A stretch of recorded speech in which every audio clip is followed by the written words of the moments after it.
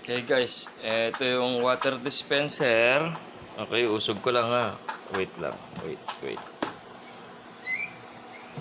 Okay. Yan ang water dispenser natin, naka-on. Okay, so meaning 24 hours siyang naka-on para maglamig siya. Okay, ngayon sasaksak natin dito sa power meter natin. Yan yung power meter. Okay, saksak na natin yung power meter. Okay, yan yung power meter natin. Meron siyang 230 volts, 60 hertz. Okay. Mode natin, tingnan natin kung may naka-record pa, ampere, high. O, reset natin, may naka-record pa eh. Reset natin. Guys, yung pag-reset nito guys, yung ano, yung button na maliit. Yan o, dito. 5 seconds yata yan. 1, 2, 3, 4, 5. Okay. So, reset na siya. Ngayon, i-set natin yung costing niya. Costing niya kung magkakanong yan, 230 volts. High, low, wala na. Okay. Yan, yung cost niya is so far is cost per kilowatt hour. Baguhin natin yan. Ngayon guys, halimbawa napanood ko kanina sa Meralco 9 point something yata for this month. Okay. Nawala. Okay. Parang 9 point something yata. Sabi natin 9.66 for this month, month of July. Okay, mode natin up, down. Yan, 9 mode natin 66. Okay na, 9.70. Okay na yan. Okay, yan yung watt hour, watt nya, kung ilang kakainin niya ngayon, no? Pagka kinonect natin to. Siyempre, pagka-connect natin ito, dahil nasa on lang siya, okay, naka-power lang siya. Kasi ito guys, itong power meter na to, gagana lang siya pag nakadetect siya ng 2 watts pataas. Okay, 2. So, meaning, itong LED na to, hindi to siguro kakaya ng 2 watts, no? Yan, patay na guys, so patay na. Okay, saksak natin sa power meter. Yan, wala pa siyang kinakain, no? Kasi power indicator lang siya. Kukuha lang ng kuryente yan, guys, pagka ayan, yung cooling niya, pagka ano na yung condenser niya, yung compressor niya, tsaka lang iilaw yan. Tsaka lang siya magte-take ng kuryente dito. Okay? So, titignan natin in 24 hours. Okay, kahit 12 hours na lang. Ngayon is 8:20.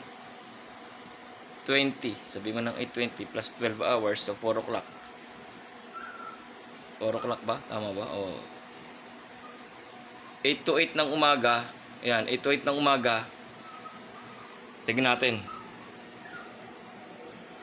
kung anong lalabas sa kanya. Kung magkano yung costing niya, yung costing nakalagay sa baba, cost. Kung magkano, na-set na natin yung ano, di ba? Yung per kilowatt niya.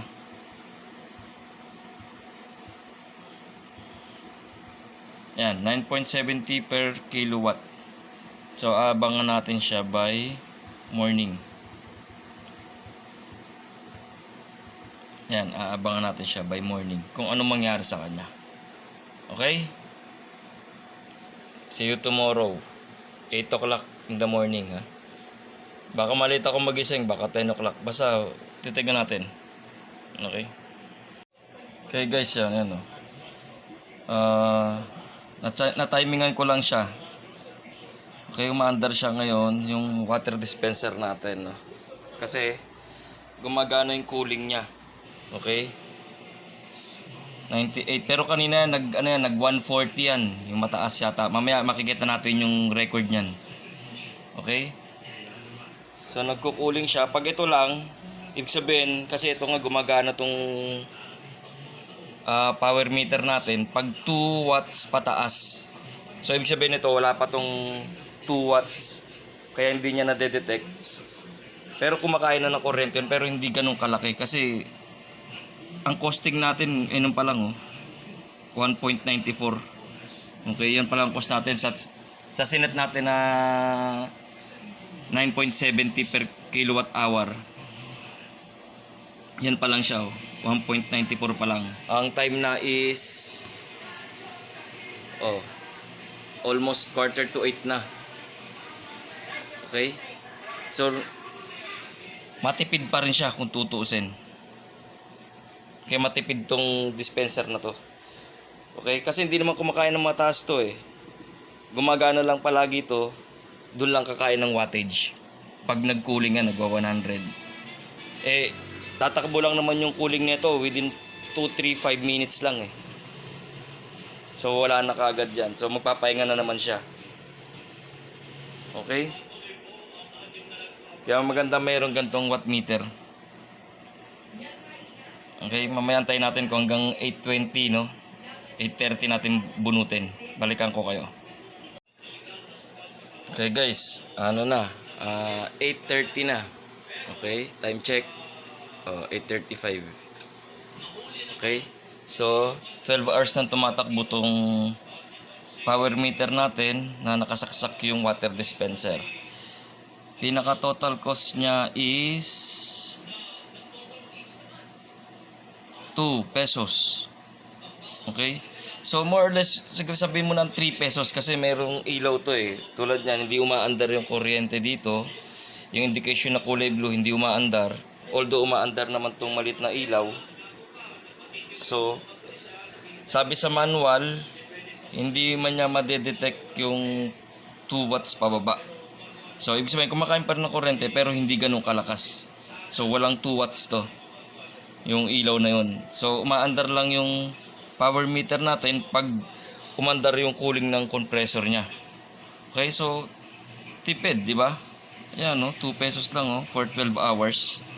Okay, tignan natin yung pinaka-highest niya na record. Okay, yan pa rin, 227 volts, 60 hertz. Ampere, wala din. Ang pinaka-lowest niya is 0.7, pinaka-highest niya is 1,000, yan. 1,113 watts. Yung pinaka-highest nito, pagka nag-cooling siya, yun ang nare-register niyang wattage. Okay, mataas for few minutes. Tapos, maglalaylo na siya kasi malamig na yung tubig sa loob nito eh. So, hindi naman na-under yung compressor eh. Okay? So, matipid tong matipid tong dispenser na to. Okay? Kasi tingnan natin sa mode niya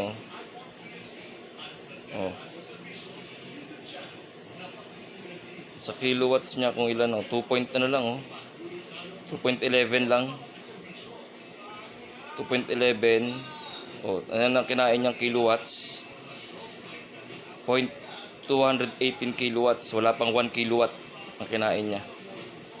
Na konsumo niya na kuryente. 0.218.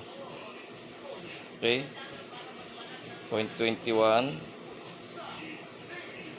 Okay? Yan.